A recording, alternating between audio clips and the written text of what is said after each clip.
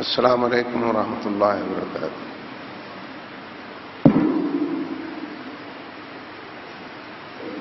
الحمد للہ رب العالمین والصلاة والسلام علی رسولہ الکریم وعلی آلہ وصحبہ اجمعین۔ اما بعد فاعوذ باللہ من الشیطان الرجیم، بسم اللہ الرحمن الرحیم۔ ان الذين قالوا ربنا الله ثم استقاموا تتنزل عليهم الملائكة ألا تخافوا ولا تحزنوا وابشروا بالجنة التي كنتم توعدون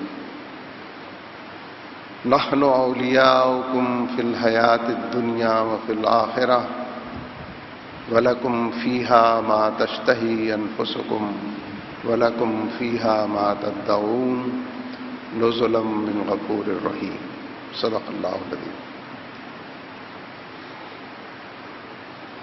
حضرات گرامی، میرے بھائیوں، بزرگوں اور دوستوں، اور میری معزز بہنوں اور بیٹیوں، اللہ تبارک و تعالیٰ کا بڑا فضل ہے، اس کا احسان ہے، اس کی نعمتیں بے پایہ ہیں، اس کی کرم نوازیاں اور اپنی مخلوق کے ساتھ اس کے تعلق کی نوعیتیں ہر چہار طرف بکھری ہوئی ہیں، اپنے آپ کو منواتی ہیں اور چار دانگ عالم میں محبت کا، الفت کا، یگانگت کا پیغام لے کر آتی ہیں۔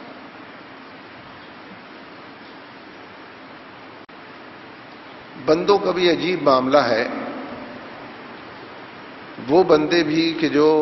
اپنے رب کو بظاہر جانتے پہچانتے ہیں، اس کی کبریائی کے گن گاتے ہیں،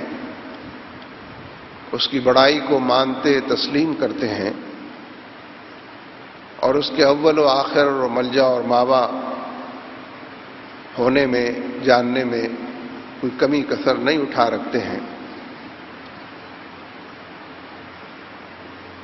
بندوں کی یہ قسم بھی جو ظاہر ہے کہ پوری دنیا کے اندر بڑے پیمانے پر موجود ہے، عمل کی دنیا میں اور برتاؤ کے حوالے سے ان اعمال اور ان افعال کا اظہار کرتے ہیں کہ جو ان کے ایمان کی، ان کے عقیدے کی اور ان کے ذہن و فکر کی نفی کر رہے ہوتے ہیں۔ اور اگر دور آدمی نہ جائے، اپنے قریبی کی دنیا میں، گرد و نواح میں، اور خود اپنے اندر اپنے آپ کو تلاش کرے تو یہ بات دو اور دو چار کی طرح واضح ہو کر سامنے آ جاتی ہے کہ بندگی کے راستے پر چلنے والے بھی اتنی بار ڈگمگاتے ہیں، راہ سے بے راہ ہو جاتے ہیں، منزل کو گم کر بیٹھتے ہیں، اور خود اپنی ہی شناخت سے اور تعارف سے محروم ہو جاتے ہیں کہ یہ سوال بار بار اٹھتا ہے اور اٹھایا جانا چاہیے کہ ان اسباب اور علل پر کیسے قابو پایا جائے جو بحیثیت مجموعی بندوں کی گمراہی کا اور اپنے رب سے دور جانے کا سبب اور عنوان بنتے ہیں۔ ویسے تو قرآن پاک کے اندر اور نبی اکرم صلی اللہ علیہ وسلم کی احادیث مبارکہ میں ان موضوعات پر تفصیل سے جزیات تک میں تمام چیزیں موجود ہیں کہ انسان ناشکرا واقع ہوا ہے، انسان بھول کا اور غفلت کا شکار ہو جاتا ہے، انسان احسان فراموش سر سے لے کر پیر تک اپنے آپ کو پاتا ہے۔ اس کی وجوہ اور اسباب بھی جا بجا آیات و نشانیوں کی طرح موجود ہیں، لیکن حقیقت یہ ہے کہ اللہ تبارک و تعالیٰ نے انسان کی فطرت میں، اس کی جبلت میں رجوع کی، اللہ کی طرف واپس لوٹنے اور پلٹنے کی بھی مسلسل ایک فیکلٹی، ایک عنوان سجایا ہوا۔ اسی کی وجہ سے طبیعتوں کے اندر، مزاج کے اندر ایک ندامت کی کیفیت بھی موجود ہے۔ ہر غلط کام کے اوپر اپنے آپ کو ٹوکنے کا ایک جذبہ بھی موجود ہے، اور ہر برائی پر، ہر گناہ پر ملول ہونے، تعصب کا اظہار کرنے، طبیعتوں کے اندر ایک ہیجان کی کیفیت پانے کے حوالے بھی موجود ہیں۔ اسی کو توبہ اور استغفار بھی کہا جاتا ہے، اسی کو رجوع اللہ بھی کہا جاتا ہے۔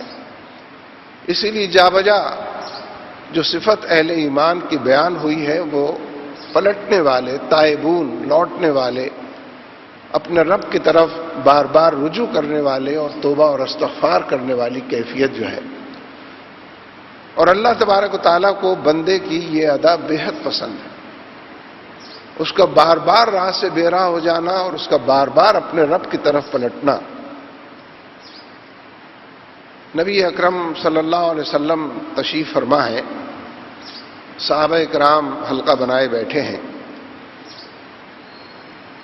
تاکہ لوگوں نے سنا، آپ کی زبان مبارک پر یہ کلمہ جاری ہوا کہ اس شخص کی خوشی کا کیا حال ہوگا، اس شخص کی مسرت کا کیا حال ہوگا، اور یہ فرما کر آپ خاموش ہو گئے۔ صحابہ نے عرض کیا کہ یا رسول اللہ، ہم کچھ سمجھ نہیں سکے، کس شخص کی خوشی اور مسرت کا آپ تذکرہ فرما رہے ہیں؟ نبی اکرم صلی اللہ علیہ وسلم نے فرمایا کہ ایک شخص ہے، جنگل، بیابان، ریگستان میں مسافر چلا جاتا ہے، وہ ہے اور اس کا اونٹ ہے، وہ خود ہے اور اس کی سواری ہے، اور اس سواری کے اوپر اس کی ساری کائنات لدی ہوئی ہے، اس کے کپڑے لتے ہیں، اس کا دانہ پانی ہے، اس کے کھانے پینے کا سامان ہے، اس کی تمام ضروریات اس اونٹ کے اوپر موجود ہیں۔ آپ نے فرمایا کہ وہ مسافر جب چلتے چلتے تھک جاتا ہے تو یہ سوچ کر کہ کچھ دیر آرام کر لے، اونٹ سے نیچے اترتا ہے،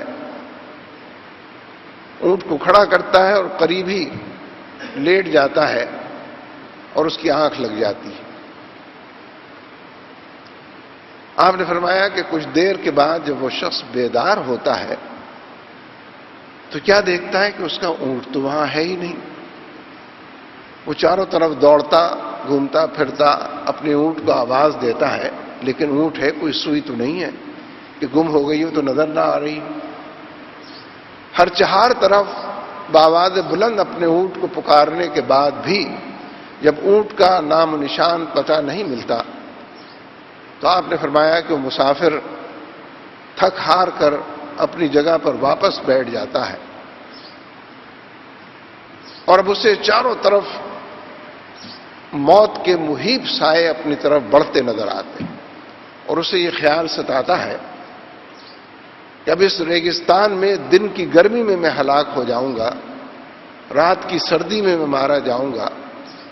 بھوک اور پیاس کی شدت میں اپنا سب کچھ گم کر بیٹھوں گا، یعنی چاروں طرف موت ہی موت اس کو نظر آتی، تاکہ زندگی سے مایوس ہو کر پھر اسی جگہ پر وہ پڑ رہتا ہے، اپنے ہاتھ کو اپنا سرہانہ بناتا ہے اور پھر اس کی آنکھ لگ جاتی۔ نبی اکرم صلی اللہ علیہ وسلم نے فرمایا کہ جب کچھ لمحوں کے بعد وہ شخص دوبارہ بیدار ہوتا ہے، آنکھ کھول کے دیکھتا ہے تو کیا دیکھتا ہے کہ اس کا اونٹ تو وہیں کھڑا ہے،